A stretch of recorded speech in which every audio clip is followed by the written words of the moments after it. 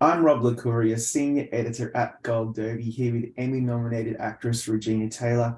Regina, you guest starred in the 17th episode of season 2 of CSI Vegas, entitled The Promise. I'm really curious to know what was the key for you to get into her mindset, this character's mindset, before cameras started rolling. Well, it was that the awesome Paula Newsome called me up one day and said, I'd love for you to be on the show. And I immediately said yes. Then a script was sent, and it was The Promise that was written by Anthony Zeiger, who is the creator of the show, along with Alex Berry.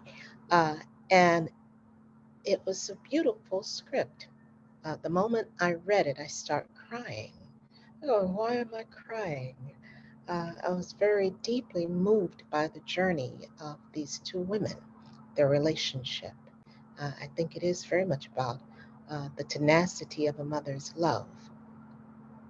Yeah, that's a great way to put it. Like, you play Raquel Williams, and she's like a more of an elderly, ailing mother. She's grieving over the cold-blooded murder of her daughter Phoebe decades earlier. So there's so much to unpack there in terms of her emotion.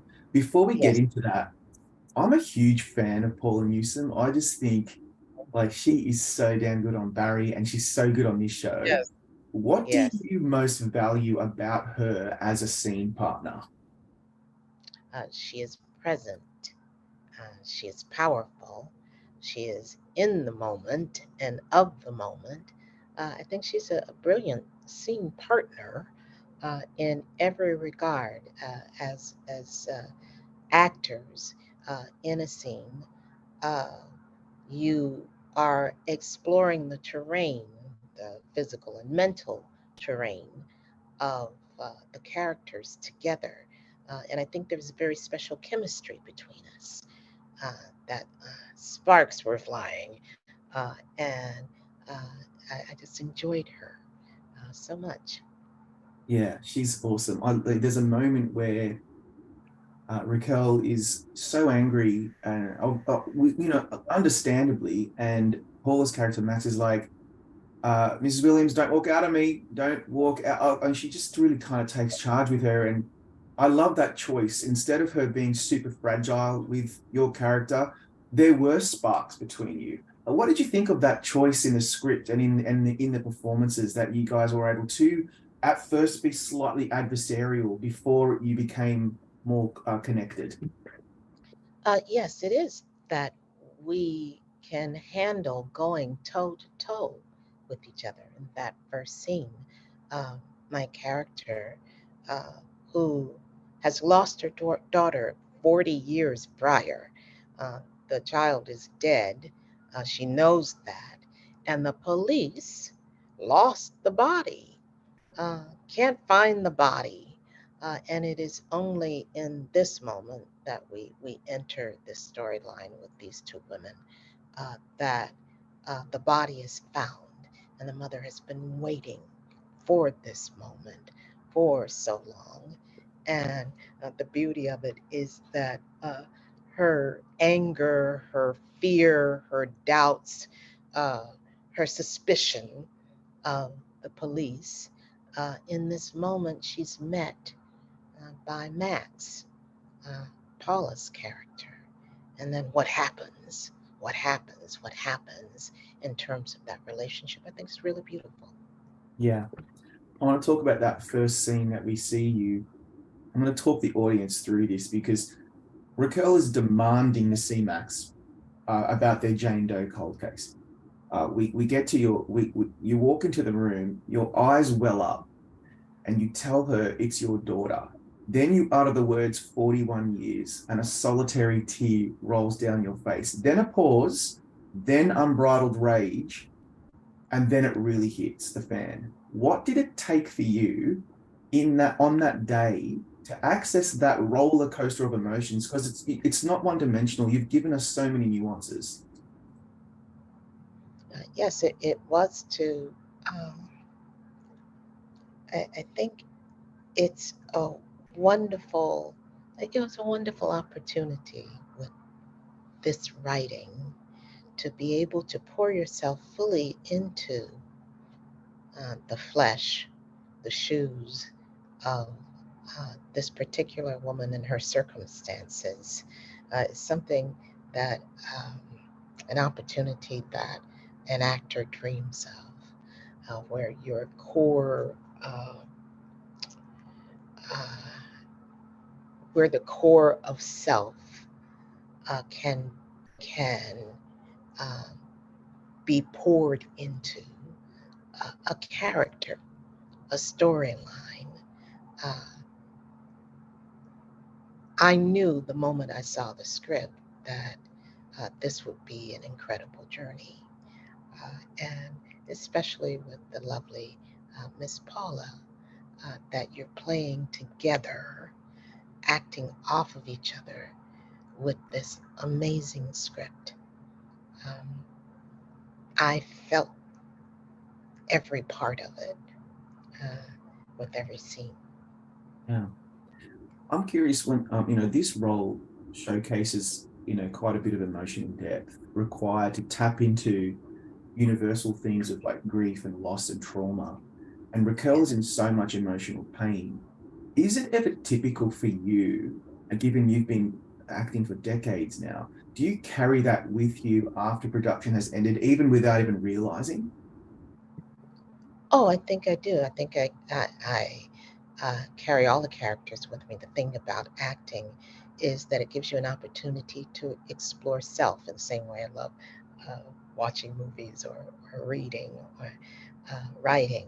Uh, it is to have complete empathy for people that uh, you think I'll never be in this situation. I don't know if I carried that within myself, uh, that you can explore the tenacity of the human spirit. You can explore the flaws of being a human being within a part, a character is the exciting part about acting. And you return from these journeys and with other beings taking over your body. Um, you come back from those journeys with an expanded, more empathetic sense of self and others. That's a gift. That's a real gift if you're able to tap into that, in your own life. It, yeah, uh, it's a privilege to be able to do that. I want to ask you a few technical questions about what it's like to come on a show like this. So, you know, I I couldn't believe that the makeup and the hair. Maybe I'm wrong. Maybe it wasn't really a big deal, but I felt like it would have really helped you. And the costuming, by the way, getting into character. How do you feel about makeup, hair, and costuming in terms of putting the character together? Oh, definitely. That time when you step onto the set, and I have to say, the folks on the show have been together for a while, so it's a very well oiled uh, machine. Uh, Absolute consummate professionals who love what they do.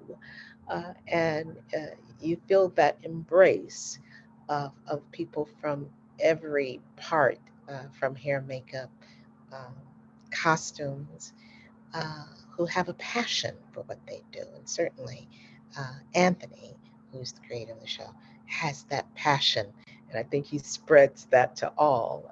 Part of being hired, I think, for the show is that excellence and um, to be full blooded in everything.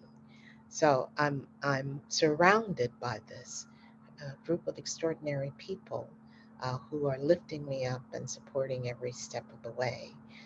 Yes, so going onto the set, and I might have an idea of who she is in my mind, and then you have these other parts when you put on the skin of the character and have those discussions, and uh, to have the makeup that she is uh, in her 70s, this woman. uh, holding on to hope that one day, and now it's 40 years later, that she will find her daughter's body, and give it the proper burial. Uh, you know that at points she's given up, but she can't until the mission is done. So, with that, these layers, with the costume, with this wonderful makeup, with the hair, um, all then you're building her, the character together. I love that because I got that sense that she's been holding on by her fingernails for such a long time. And Yes. finally, she gets the peace that she's been waiting for and she can let go. To me, to get that kind of depth in a 42-minute episode on what people just assume is just a crime procedural, it's not. This is deep. And I'm curious then, um, did you actually watch the episode and what did you think of that, Oh, the way that they're able to put it together? yes. And I had calls from people, Yeah. friends of who were quite concerned because I didn't tell them that my character was going to die. So they were very disturbed seeing me on the slab in the Oh, coffin. And I know the coffin scene was actually a very relaxing day for me. I told yeah. them, just leave me alone here. I don't have to climb in and out of the coffin, every scene break. So I just laid up there and I said, wake me up when it's time for my close up. So I can hold my breath. Oh my God. So that was my first dead body scene I've ever done, and I was really disturbed by it as well when I saw it, when I actually saw it, because I have been to funerals before of loved ones, and I was going, oh, uh, that was very realistic. That's what you look like. That's what I look like. Uh, Wow. and it took me aback.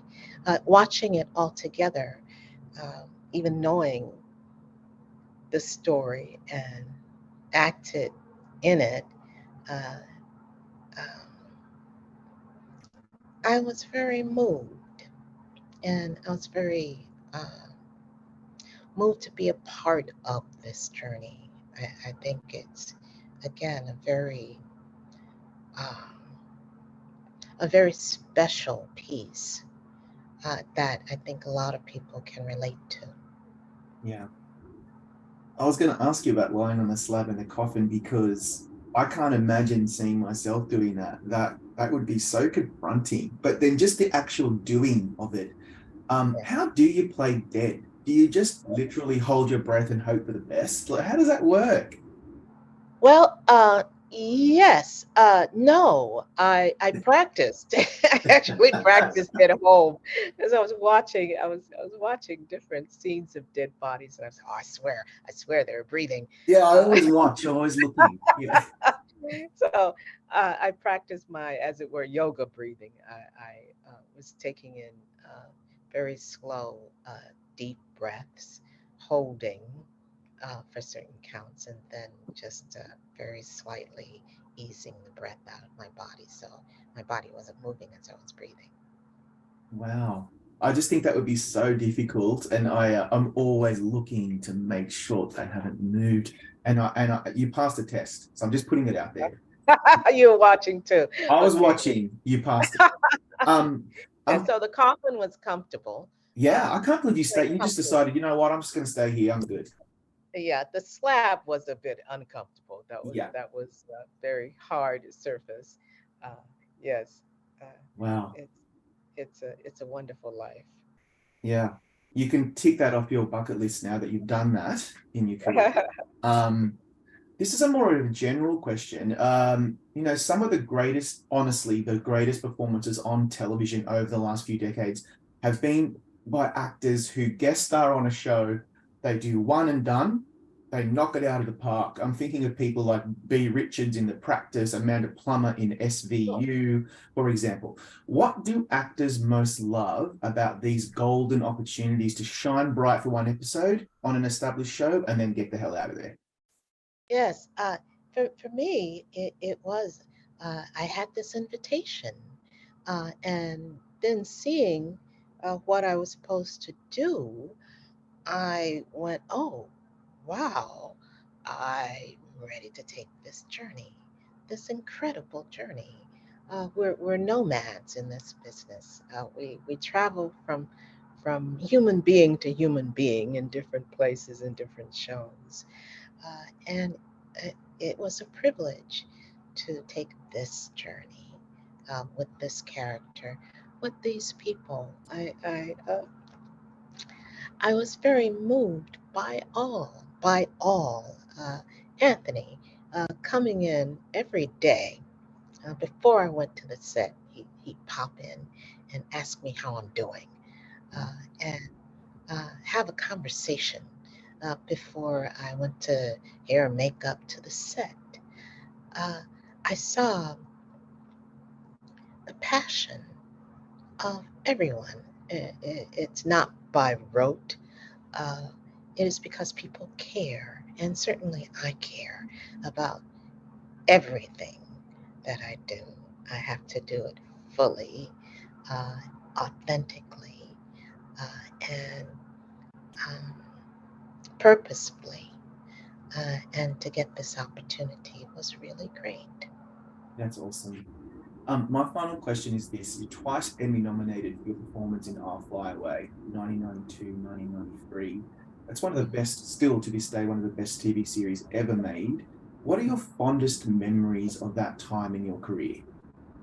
Oh my goodness, that was the first series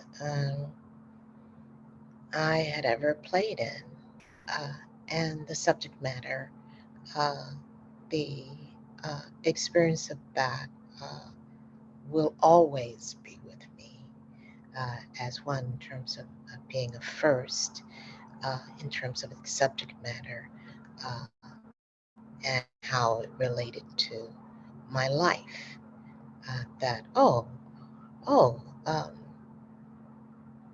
this is totally integrated, in starting off my career like that, and continuing to now with something like this, where you can give yourself wholly, fully, and you go, oh, uh, I I get this, I understand this. This is why I'm here. Wow. Yes, Regina, congratulations on some beautiful work, particularly thank in you. CSI Vegas, and thank you for your time today. Thank you so much.